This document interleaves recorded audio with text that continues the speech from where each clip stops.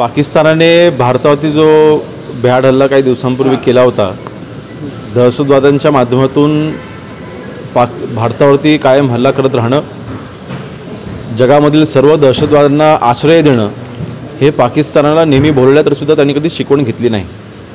परंतु आज आपल्या देशाचे पंतप्रधान माननीय नरेंद्र मोदी साहेबांचं मी अभिनंदन करतो, अमित शाह साहेबांचं अभिनंदन करतो. एकंदरीत अभिनंदन ह्याकरता की त्यांनी इंडियन आर्मीला, इंडियन एअरफोर्सला आणि इंडियन नेव्हीला त्यांनी जी सूट दिली की इंडियन आर्मीने त्यांच्या पद्धतीने कारवाई करावी. मला वाटतं कुठल्याही पंतप्रधानांनी आजपर्यंतच अशी सूट कधी दिली नव्हती. ती सूट दिल्याच्या नंतर आज सकाळी जवळपास 1:30च्या दरम्यान पाकिस्तानमधील जवळपास 9 दहशतवादी तळांवरती इंडियन एअरफोर्सने हल्ला बोलवलेला आहे. आणि विशेषतः मला वाटतं हा हल्ला झाल्याच्या नंतर आता तरी पाकिस्तान शिकवण घेईल. परंतु मला वाटतं ही फक्त पहिली कारवाई आहे. आज भारताने म्हणजे आपण म्हणतो ना की वाघाने अजून फक्त पंजा उगारलेला आहे, अजून जबाड उघडायचा आहे. आणि म्हणून मला वाटतं आज थोडंसं समाधान आम्हाला नक्कीच मिळालेलं आहे. एक भारतीय म्हणून माझ्या मनातली भावना ही एकच आहे की लवकरच आपल्या भारताने POK देखील ताब्यात घ्यावं, अशी आमची एक भारतीय म्हणून इच्छा आहे. आणि मला वाटतं नरेंद्र मोदी साहेबच ही आमची इच्छा पूर्ण करू शकतात. मी म्हणूनच म्हटलं ना, बघा शेवटी भारत एक विचार घेऊन पुढे जात आहे, जो दहशतवादी विरोधाचा विचार आहे, जो दहशतवाद संपवण्याचा एक आपला विचार आहे.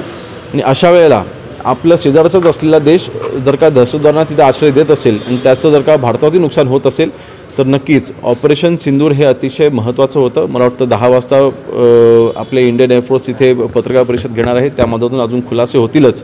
परंतु एक भारतीय नागरिक म्हणून, आज गृहराज्यमंत्री म्हणून दुय्यम आहे, परंतु भारतीय नागरिक म्हणून माझ्या मनामध्ये इच्छा आहे की POK देखील आपण ताब्यात घेतलं पाहिजे आणि पाकिस्तानला कायमचा धडा आपण शिकवला पाहिजे. मला वाटतं पाकिस्तान फक्त अशा पद्धतीने TVवरती येऊन इंटरव्ह्यू देऊनच ते फक्त बोलू शकतात. त्यांच्यामध्ये आता पाकिस्तानला उत्तर द्यायची ताकद राहिलेली नाही, तेवढी त्यांची लायकी राहिलेली नाही. मला वाटतं आपला भारत देश सक्षम आहे, आपली इंडियन आर्मी सक्षम आहे. त्यांचं प्रत्युत्तर मी मगाशी म्हटल्याप्रमाणे उलट मला तरी असं वाटतं की पुढचे आपले प्लॅन्स लक्षात घेता किंवा भारताची ताकद लक्षात घेता आज चीन देखील हवा तसा पाकिस्तानाच्या पाठीशी ह्या बाबतीत उभा राहिलेला नाही. आणि मला वाटतं काही दिवसांपूर्वीच माननीय पंतप्रधान महोदय आणि अमेरिकेचे जे काही संबंधित राजकारणी आहेत त्यांच्याशी देखील चर्चा झाली होती. आणि अमेरिकेने स्वतः ज्यावेळेला भारतावरती जो हल्ला झाला काही दिवसांपूर्वी त्यावेळेला अमेरिकेने स्वतः याचं खंडन देखील केलं होतं. परंतु येणाऱ्या काळामध्ये मला विश्वास आहे की भारतासोबत सगळे देश उभे राहतील. मारुतीची स्विफ्ट अधिक सुरक्षित, 6 एअरबॅग आणि 6 रंगात. मारुतीच्या नवीन स्विफ्टचा मायलेज 25.2 किलोमीटर प्रति लिटर इतका असून त्याची किंमत फक्त 6,49,000 सुरू होते. यासोबत LED रियर लॅम्प्स, USB चार्जरसह rear AC vent, wireless mobile charging, नवीन इंजिन असे अत्याधुनिक फीचर्स देखील आहेत. फ्री टेस्ट ड्राईव्ह साठी आजच भेट द्या चव्हाण मोटर्स, होटगी रोड, सोलापूर.